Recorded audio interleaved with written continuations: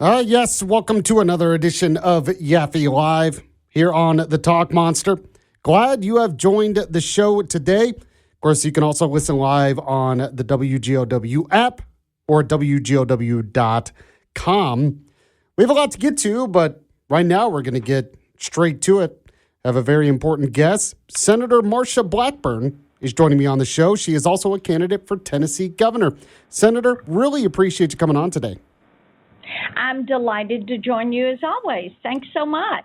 So I see that the Senate is voting right now, actually. So I don't know if you already voted or you're about to vote on paying essential workers during this government shutdown. Do you think there are the votes to do that? Well, we would like for there to be the votes. I've already voted aye, and we are waiting for the Democrats to finish this vote, and then we will move to a second vote. Look, the story on this is they don't want to reopen the government. They had said after they got through their No Kings process that they would come back and be ready to open it. And then they came back and said, oh, no, we think we're going to wait until after the Obamacare notices go out November 1st. And now some of the House members are saying they want to keep it shut down until Thanksgiving. So the point is they don't care if people suffer. As the Democrat whip in the House said, they know people are suffering, but it gives them leverage. So they don't care if the military's not paid, or federal workers, or federal law enforcement, or people that get SNAP benefits don't get them.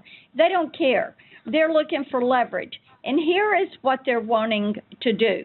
You know, YAFFEE, one of the things the Democrats always said was they saw Obamacare as a step toward government-run health care, single-payer system. They were very upfront about that. Well, with COVID, they took all the income caps off for the Obamacare exchange. You know, that was to be there up to 400% of poverty, you would get a subsidy. And so they took all the income caps off. So everybody got a subsidy, even if you were making $500,000 a year and buying on the exchange, you got a subsidy. So now they want to make all of that permanent. They don't want to go back to the original subsidies. They want to make the enhanced Biden COVID subsidies permanent. So this way, it moves them to having more people in Obamacare. Therefore, it gets them one step closer to government-run single-payer health care. Yeah, and it's, what I've been saying is that Obamacare obviously didn't solve the problem of high health care costs. In fact, it's gotten worse. All it's done is passed the cost onto the taxpayer, and it looks like they just want to pass more of the cost onto the taxpayer. Yeah, they want the whole enchilada being paid for by you.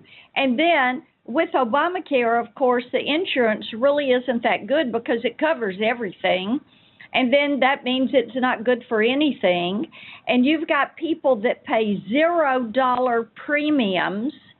And then you've got other people that it's 90% of their premium is being paid by the subsidy because Obamacare is too expensive to afford. And why should a single guy be paying for maternity coverage? Why should a teetotaler be paying for alcohol treatment? It's silly things like that. And, it's let people buy what they want. I've got legislation that would allow a cross-state line purchase of health insurance, that would allow health savings accounts, that would allow association health plans. Let people buy what they want. And the other thing is, the way the Democrats have run this thing, the subsidy goes to the insurance company. It doesn't go to the individual. It goes directly to the insurance company. So all these Democrats that say they don't like insurance companies, they have given them the lollapalooza when it comes to a money-making machine, because you've got these subsidies that go directly to the insurance company. I'm speaking with Senator Marsha Blackburn. She is also a candidate for governor in Tennessee. I think you're exactly right in everything you said there. Is there any movement by the Democrats, though, or maybe even some Republicans to compromise to get the government back open? Well, there's nothing to compromise on. It's a clean CR. These are spending levels that the Democrats have voted for 5 times.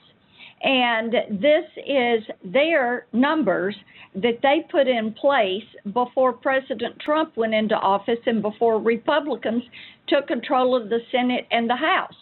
So they've already voted for these numbers. This has nothing. The Schumer shutdown has nothing to do with the numbers. It has everything to do with giving health care to illegal aliens and making Obamacare, supercharging Obamacare. That's what this whole thing is about. So there's nothing added to the CR. This is going to take, we've had 3 Democrats come vote with us. In YAFFEE, this is going to take 5 more Democrats saying, we've had it, we need to get the government open, we need to pay the troops, we need to pay federal law enforcement, we need to make certain that WIC and SNAP benefits are there for moms with children. It is going to be, let's pay our FAA and our essential employees. And like I said earlier, they have said they're okay with people suffering. You've got one of them that even said they weren't going to do anything till planes fell out of the sky. Jeez. So wow. They don't care. They don't care. They said they don't care. They said a little pain is necessary. Speaking with Senator Marsha Blackburn, I know I only have a minute left with you, but I wanted to get to this breaking story as well. I see that you are wanting to sue Jack Smith, the former special counsel, and other Biden DOJ officials because they were spying on you, the FBI surveillance against you and Senator Haggerty and other senators. Yes, there were 8 senators that the FBI spied on and pulled all of our phone records, every call that came into us or we made, where we were physically standing when the call was made, and the duration of the call, the individual that either received or made the call to us. They pulled all of those records. There is no reason for them to have done that. We cannot find the predicate. It is a violation of our First and Fourth Amendment rights, the separation of powers, the Stored Communications Act, and the Speech and Debate Clause. And yes, the 8 of us are looking at filing charges against the Biden FBI, the Biden DOJ, and Jack Smith. Senator Marsha Blackburn, also a candidate for governor of Tennessee. If people want to find out about your campaign, how can they do that? You know what? I can't talk to you about that right now, but I'm delighted that you've had me on today. All right. I'll talk to you again in the future. Thank you so much, Senator. I know she had like a hard cutoff at at 1:15. So, if you want to find out about her campaign, you can see her on social media. If you missed any of that interview, the podcast will be up on the website, WGOW.com. And yes, this is YAFFEE Live. This is the show where you can count on the latest news, the important guests, and the best analysis, all for your midday commute on Talk Radio 102.3, The Talk Monster. Now,